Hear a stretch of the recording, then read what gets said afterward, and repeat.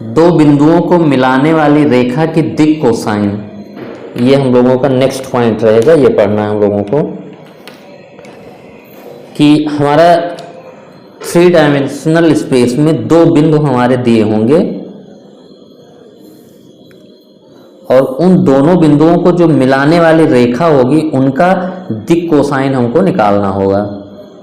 तो जो दो बिंदु दिए होंगे P और Q, उनके आपको निर्देशांक दिए होंगे। तो आपका एक पॉइंट P है और एक पॉइंट Q है। तो जो मिलाने वाला रेखा है आपका ये हो गया। P के निर्देशांक हमारा x1 y1 z1 है और Q के निर्देशांक हमारा x2 y2 z2 है।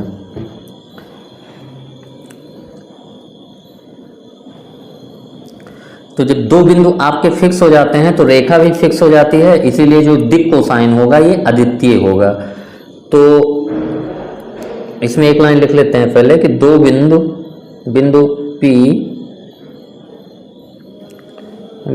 P x1 y1 z1 और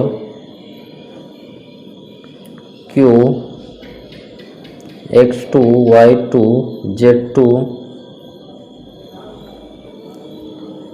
से गुजरने वाली रेखा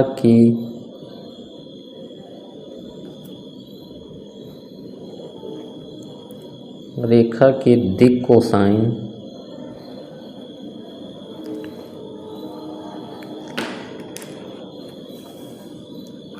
x1 y1 x2 y2 से गुजरने वाले रेखा की दिक् कोसाइन, ये हमारा जो cos अल्फा होता है, अगर x एक्सिस के साथ अल्फा एंगल बना रहा है cos अल्फा, तो x2 minus x1 upon PQ और cos बीटा जो हमारा होता है y2 minus y1 upon PQ और cos गामा हमारा होता है z2 minus z1 upon PQ। तो अगर आपका दो बिंदुओं के निर्देशांक पता है और उन दो बिंदुओं से होने वाली जो रेखा है उसके दिक् कोसाइन निकालना है, तो अल्फा बीटा गामा एंगल अगर बना रहा है तो cos alpha equal to x2 minus x1 by PQ, और PQ लेंथ को भी हम लोग निकाल सकते हैं दूरी वाला फार्मूले से। जैसे तो PQ लेंथ हमारा क्या हो जाएगा, x2 माइनस x1 का whole square plus y2 minus y1 का whole square plus z2 minus z1 का होल स्क्वायर।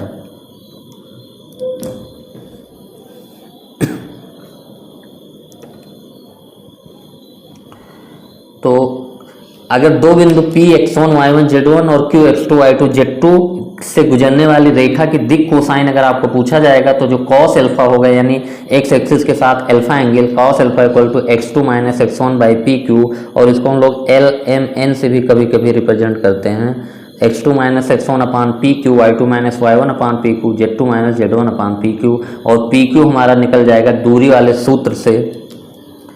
तो अगर आपका एक दिक् अनुपात पूछा जाए, दिक् अनुपात दो बिंदुओं से,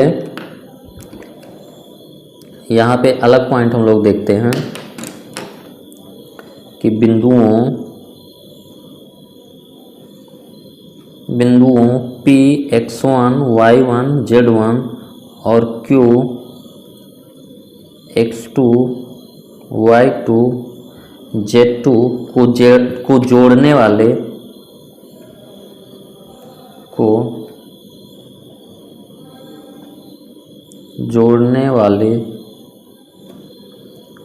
रेखाखंड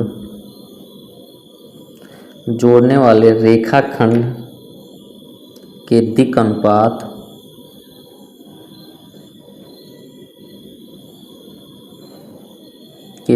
अनुपात।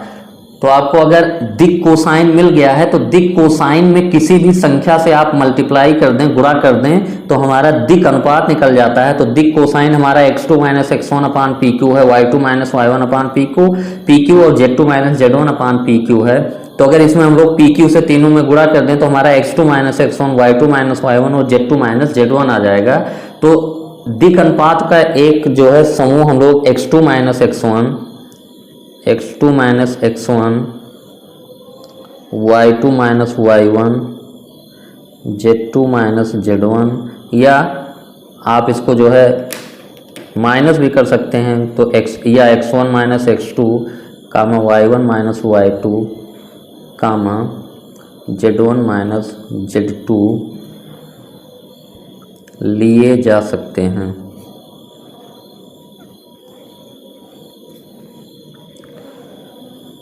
क्योंकि जो x1 y1 z1 और x2 y2 z2 से गुजरने वाले रेखाखंड का जो दिक् कोसाइन है वो x2 माइनस x1 अपान पी क्यू है, और y2 minus y1 upon P Q, z2 minus z1 upon P Q है। और दिक् अनुपात क्या होता है, दिक् कोसाइन में किसी भी संख्या से मल्टीप्लाई कर दें आप तो एक दिक् अनुपात मिल जाता है, तो पी क्यू से इसमें तीनों में गुणा कर देंगे तो x2 minus x1 y2 minus y1 z2 minus z1, तो ये हमारा एक दिक् कोसाइन आप ले सकते हैं। ये हमारा पॉइंट हो गया दो बिंदुओं को मिलाने वाली रेखा की दिक् कोसाइन। अब कुछ हम लोग एग्जाम्पल्स करेंगे, आपका जो एनसीईआरटी बुक में दिया है क्वेश्चन, इसमें जो एग्जाम्पल 1 हम लोग देखते हैं।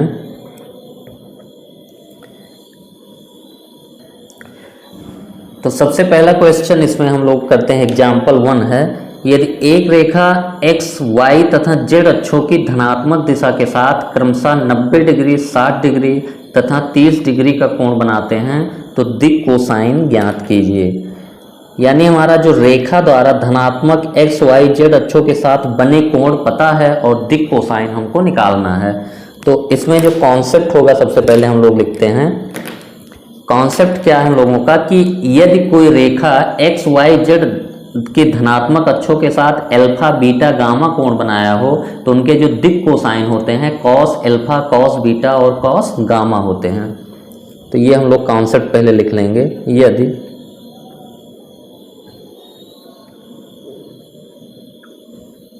यदि किसी रेखा द्वारा x, y तथा z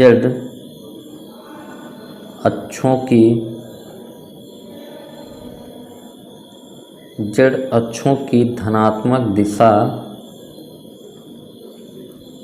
के साथ बना कोण क्रमशः अल्फा, बीटा, गामा है तो रेखा की दिक् cosine cos alpha, cos beta, cos gamma होती है। और कॉस अल्फा को हम लोग L से भी प्रदर्शित करते हैं, M से भी प्रदर्शित करते हैं और N से। यानी किसी रेखा का आपका धनात्मक अक्षों के साथ बना कोण अल्फा, बीटा, गामा पता है तो cos alpha, cos beta, cos gamma हमारा दिक् कोसाइन होता है। तो यहाँ पे जो है x, y, z अक्षों के साथ 90 डिग्री, 60 डिग्री और 30 डिग्री का कोण बना रहा है, तो यहाँ पे जो हमारा दिक् कोसाइन हो जाएगा, दिक् कोसाइन हो जाएगा L बराबर कॉस 90 और M बराबर कॉस 60 और N बराबर कॉस 30। तो कॉस 90 की वैल्यू 0 होती है, कॉस 60 की वैल्यू 1/2 और कॉस 30 की वैल्यू √3/2। तो हमारा उस रेखा का जो दिक् कोसाइन हो गया 0, 1/2 और √3/2। ये हमारा सिंपल सा आंसर हो गया। सेकेंड नंबर एग्जाम्पल हम लोग पढ़ते हैं। यदि एक रेखा के दिक् अनुपात 2, -1 और -2 हैं तो इसकी दिक् कोसाइन ज्ञात कीजिए। तो इसका हम लोगों को इसमें क्या कॉन्सेप्ट पता है कि अगर किसी भी रेखा के दिक् अनुपात ABC आपको दिए हों तो दिक् कोसाइन LMN का फार्मूला हम लोग लिख लेते हैं। यदि किसी रेखा के दिक् अनुपात ए बी सी हैं तो रेखा के दिक्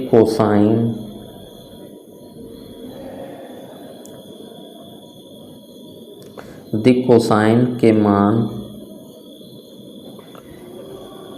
L बराबर a upon under root A square plus B square plus C square और m बराबर हमारा होता है b upon under root A square plus B square plus C square और n जो होता है हमारा c upon under root A square plus B square plus C square, जहाँ L M n दिक् कोसाइन है। यानी आपको अगर दिक् अनुपात पता हो तो दिक् कोसाइन निकाल सकते हैं। ये आपका थ्योरी हो गया। तो यहाँ पे जो हमारा गिवन है दिक् अनुपात कितना पता है, a की वैल्यू कितना है 2, b की वैल्यू कितनी है -1 और c की वैल्यू क्या है -2। तो हमारा जो l की वैल्यू हो जाएगी l बराबर a यानी 2 अपान अंडर रूट 2 का वर्ग प्लस -1 का वर्ग प्लस -2 का वर्ग। तो L बराबर यहाँ से आएगा 2 अपान अंडर रूट 4 4 8 1 9, तो ये वर्गमूल 3 हो जाएगा। और M बराबर B अपान यानी B की वैल्यू -1 अपान यही under root A square plus B square plus C square, तो ये 3 ही होगा। और n बराबर -2 अपान 3, क्योंकि फार्मूले में नीचे सबके वही है। तो हमारा जो इसके दिक् कोसाइन LMN हमारा आ गया 2/3 -1/3 और -2/3, ये हमारा दिक् कोसाइन हो गया।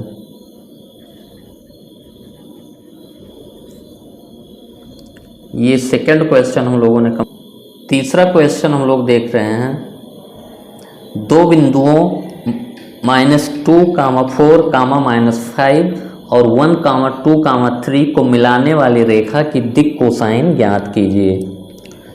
तो हमारा जो कॉन्सेप्ट पता है, दो बिंदुओं P और Q जिनके निर्देशांक गिवन हो को मिलाने वाली रेखा की दिक् कोसाइन को निकालना हम लोग पता है। तो पहले हम लोग थ्योरी लिख देते हैं। बिंदु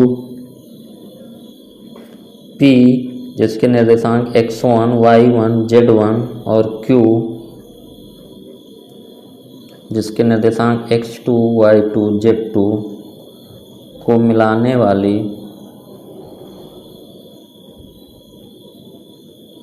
मिलाने वाली रेखा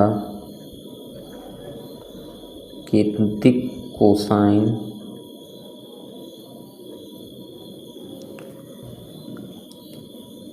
हमारा जो कॉस एल्फा होता है फार्मूले में, जिसको हम लोग L से भी लिखते हैं, ये x कोऑर्डिनेट का डिफरेंस बटा PQ लेंथ, और जो कॉस बीटा होता है ये y निर्देशांक का डिफरेंस y2 - y1 अपान PQ, और जो कॉस गामा हमारा होता है z2 - z1 अपान PQ, और PQ हमारा डिस्टेंस फार्मूला से आता है under root of x2 - x1 का whole square plus y2 - y1 का whole square plus z2 - z1 का होल स्क्वायर। तो ये अपना कॉन्सेप्ट इसमें यूज होगा। तो बिंदुओं के निर्देशांक हमको पता है, तो हमारा बिंदु क्या है -2, -4, -5 और 1, 2, 3। तो जो कॉस एल्फा हमारा होगा, इसको मान लेते हैं P, इसको Q बिंदु। तो कॉस एल्फा यानी L की जो वैल्यू हमारी होगी x2 - x1, यानी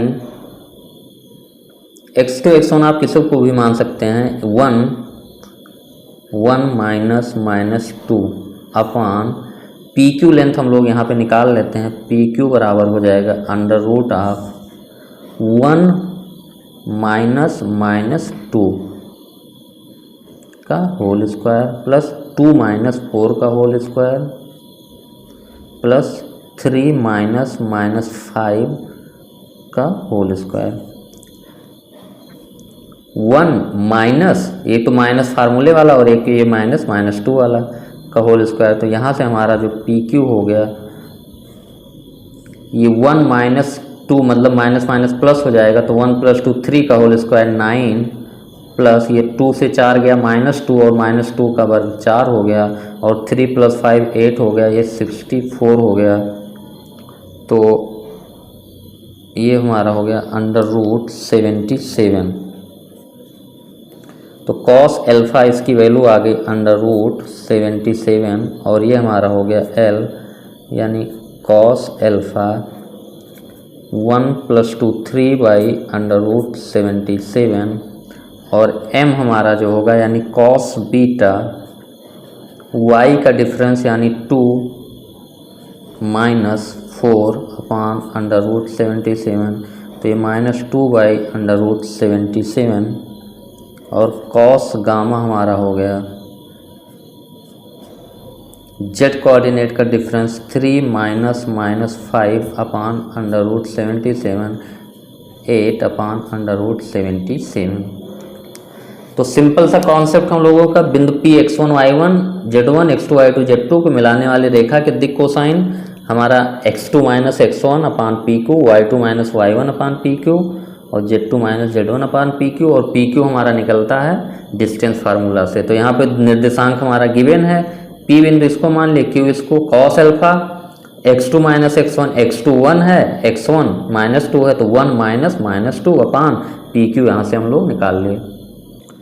अगला एग्जाम्पल जो आपकी बुक में दिया है, एक्स वाई जेड अक्षों की दिक् कोसाइन ज्ञात कीजिए।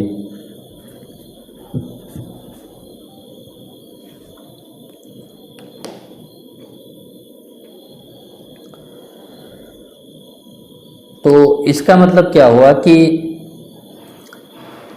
एक्स वाई जेड अक्षों की दिक् कोसाइन, यानी हमारा जो दिक् कोसाइन किसी भी रेखा का क्या होता है, वो एक्स वाई जेड अक्षों के साथ जो कोण बनाता है उसी कॉस का मान हमारा दिक् कोसाइन होता है। ये एक्स अक्ष, ये वाई अक्ष और ये जेड अक्ष। कोई भी आपकी लाइन है, उसी अगर लाइन आपका ओरिजिन से नहीं पास होता तो आप उसको जो है समांतर मिला के ओरिजिन से करते हैं। और ये एक्स अक्ष के साथ अगर अल्फा एंगल बना रहा है, वाई अक्ष के साथ बीटा और जेड अक्ष के साथ गामा, तो यानी cos alpha, cos beta, cos gamma हमारे जो LMN यही दिक् कोसाइन कहलाते हैं। दिक् कोसाइन यानी जिस लाइन का आपको दिक् कोसाइन निकालना है उसका एक्स अक्ष की धनात्मक, वाई और जेड अक्षों की धनात्मक अक्षों के साथ बना कोण पता होना चाहिए और उसी के कॉस का मान। तो एक्स अक्ष का हम लोग सबसे पहले देखते हैं, एक्स अक्ष का दिक् कोसाइन, एक्स अक्ष की, अब एक्स अक्ष की दिक् कोसाइन निकालना है तो एक्स अक्ष की हमें एक्स अक्ष, वाई अक्ष और जेड अक्षों के साथ बना कोण पता होना चाहिए। तो एक्स अक्ष की, एक्स अक्ष, वाई अक्ष और जेड अक्ष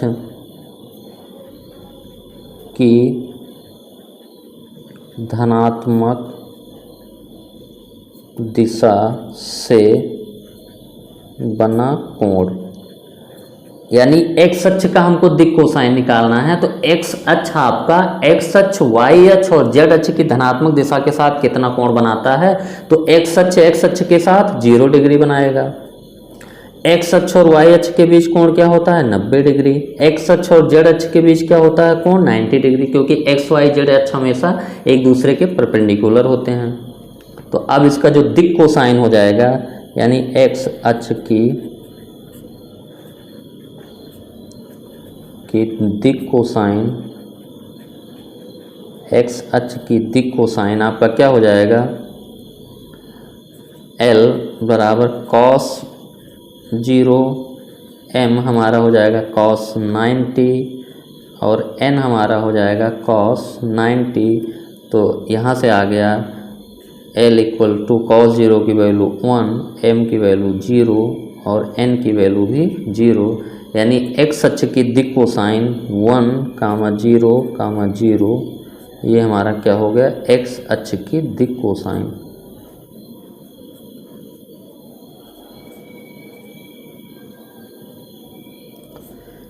तो फिर से दिक् कोसाइन किसी भी रेखा का क्या होता है, उसका एक्स अक्ष, वाई अक्ष और जेड अक्ष की धनात्मक दिशा के साथ बने कोण के कॉस का मान। तो यहाँ पे हमको एक्स अक्ष का ही निकालना है, तो एक्स अक्ष के साथ बना कोण 0 डिग्री है, एक्स अक्ष का वाई अक्ष के साथ बना 90 है और जेड अक्ष के साथ बना कोण 90 है। तो जो एक्स अक्ष का कोण बन रहा है एक्स वाई जेड अक्षों के साथ 0 90 90, तो cos 0 cos 90 हमारा दिक् कोसाइन हो जाएगा, यानी cos 0 की वैल्यू 1 0 0, ये दिक् कोसाइन हो गया।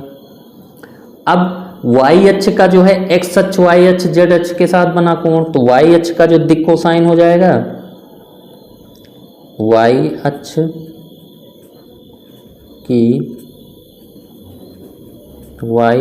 की दिक् कोसाइन। अब वाई अक्ष का एक्स अक्ष के साथ बना कोण क्या होगा 90 डिग्री, तो ये हमारा हो गया cos 90, और वाई अक्ष का वाई अक्ष के साथ बना कोण 0 और जेड अक्ष के साथ बना कोण 90, यानी हमारा cos 90 की वैल्यू 0 की दिक् कोसाइन 0 cos 0 की वैल्यू 1 0 1 1 0 1 कामा 0 सॉरी 0 1 कामा 0, ये हमारा क्या हो गया वाई अक्ष की दिक् कोसाइन, वाई अक्ष की दिक् कोसाइन। अब इसको रटना नहीं, एकदम सिंपल है ये।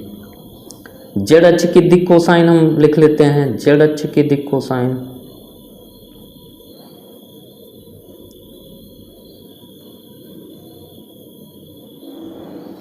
जेड अक्ष का एक्स अक्ष के साथ बना कोण क्या होगा 90, तो cos 90, और वाई अक्ष के साथ बना कोण भी 90 और जेड का जेड के साथ बना कोण 0, तो cos 0, यानी हमारा क्या हो गया cos 90 की वैल्यू 0 0 1, ये हमारा क्या हो गया 0 0 1, ये हमारा हो गया जेड अक्ष की दिक् कोसाइन।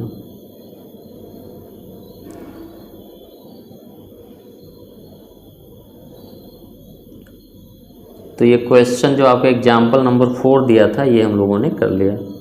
एग्जाम्पल नंबर 5 हम लोग कर लेते हैं। दर्शाइए कि बिंदु A 2 3 -4 और B 1 -2 3 और C 3, 8, -11 संरेख हैं। तो इस टाइप के क्वेश्चन संरेख का आप जो है हाई स्कूल में भी करते हैं, बहुत तरीके से किया जा सकता है, लेकिन यहाँ पे हम लोग अपना त्रिविमीय ज्यामिति में जो कॉन्सेप्ट पढ़े हैं उसका यूज करेंगे। तो जो कॉन्सेप्ट होगा आपका कि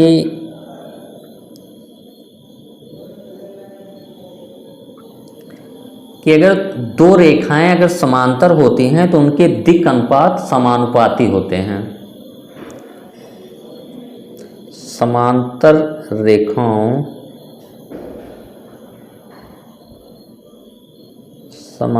रेखाओं के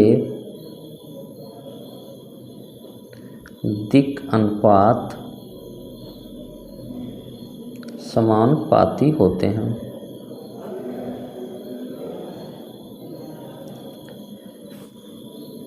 मतलब अगर आपका बोला जाए एग्जाम्पल के रूप में कि L1 जो है रेखा L1 जिसका दिक् अनुपात 2 3 4 है और L2 हमारा जिसका दिक् अनुपात 4 6 8 है, तो यहाँ पे देखिए 2 3 4 तो अनुपात निकालेंगे, 2 का 4 के साथ 1/2, 3 का 6 के साथ 1/2, 4 का 8 के साथ 1/2। तो यहाँ से हमको क्या पता L1 L2 समांतर हैं। तो दिक् अनुपात अगर कहीं पे दो रेखाखंड के आपके समानुपाती नज़र आ रहे हैं, यानी इसका इसके साथ जो अनुपात है इसका इसके साथ वही अनुपात है, इसका इसके साथ वही अनुपात, तो दोनों समानुपाती होंगे। एक कॉन्सेप्ट ये है, और एक कॉन्सेप्ट हम लोग और देखेंगे कि बिंदु A x1 y1 z1 और बिंदु B x2 y2 z2 को मिलाने वाले रेखाखंड के दिक् अनुपात x2 - x1, y2 - y1, z2 - z1 लिए जा सकते हैं।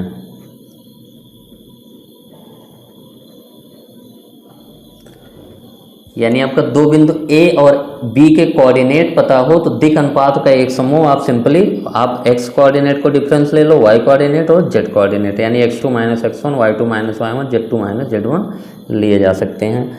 अब हम लोग अपने मेन क्वेश्चन पे आते हैं। हमारा जो बिंदु A है जिसका निर्देशांक 2 3 - 4 है और B जिसका निर्देशांक 1 - 2 3 है और C जिसका निर्देशांक 3 8 - 11 है। तो हम लोग पहले रेखा AB रेखाखंड या रेखाखंड AB का दिक् अनुपात हम लोग देखें कितना है। तो दिक् अनुपात क्या होता है, x2 - x1, तो ये हो जाएगा हमारा 1 - 2 कामा -2 - 3 कामा 3 - 4। तो इसका दिक् अनुपात ये हो गया -1 कामा -5 कामा 7 है। अब BC का भी हम लोग रेखाखंड BC का दिक् अनुपात देख लेते हैं। रेखाखंड BC का दिक् अनुपात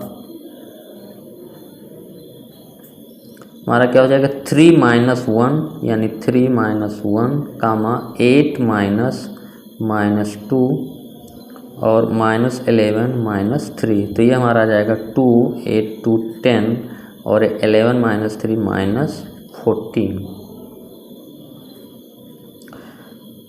तो AB जो रेखा है AB से पास होने वाली रेखा, इसका दिक् अनुपात है -1 - 5 और 7। और जो BC का दिक् अनुपात हमारा आ रहा है 2 10 -14। तो अगर AB और BC के दिक् अनुपातों का अनुपात लिया जाए यहाँ पे, यानी माइनस यहाँ पे ये क्या होगा -1/2 और ये -5/10 और ये 7/-14। तो ये हमारा हो जाएगा ये -1/2 और ये -5/10 भी हमारा क्या है -1/2 और ये भी -1/2। तो हम लोग क्या कहेंगे, रेखाखंड AB और BC के दिक् अनुपात समानुपाती है, अतः AB और BC समांतर होंगे। इतना तो कन्फर्म हमको पता है कि जो AB रेखा होगा और BC रेखा वो समांतर होंगे। तो एक लाइन हम लोग इसमें लिखेंगे कि रेखाखंड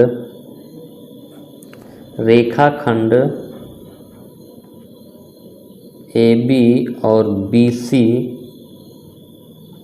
के दिक् अनुपात समानुपाती हैं, दिक् अनुपात समानुपाती हैं, अतः AB और BC समांतर होंगे, समांतर होंगे। लेकिन AB और BC समांतर कैसे हो सकते हैं जबकि B बिंदु कॉमन है। तो ये समांतर कैसे हो सकते हैं जब B बिंदु कॉमन है, ये हमारा AB हो जाए और ये हमारा BC हो जाए, उसी लाइन पे हो जाए। क्योंकि अगर जैसे ही AB और BC अलग अलग होंगे तो ये समांतर नहीं हो पाएंगे। तो अगर B बिंदु कॉमन है तो समांतर होने के लिए तीनों को एक ही लाइन पे होना पड़ेगा। तो यहाँ तक हम लोग अगर पहुँच गए कि AB और BC समांतर हैं, लेकिन बिंदु B कॉमन है, बिंदु B हम लोग क्या लिखेंगे कि बिंदु B उभयनिष्ठ है, उभयनिष्ठ है, अतः ABC संरेख होंगे। क्योंकि इसके अलावा कुछ हो ही नहीं सकता, संरेख होने के लिए तीनों को एक ही लाइन पे होना पड़ेगा। क्योंकि जो AB रेखाखंड है इसका हमने दिक् कोसाइन निकाला और BC रेखाखंड का दिक् कोसाइन निकाला, दोनों के दिक् कोसाइन समानुपाती है। और हम लोगों को पता है कि दिक् कोसाइन समानुपाती उन्हीं रेखाओं के होते हैं जो समांतर होती हैं। तो समांतर है, बिंदु B कॉमन है, तो ये तभी हो सकता है जब ABC संरेख हो।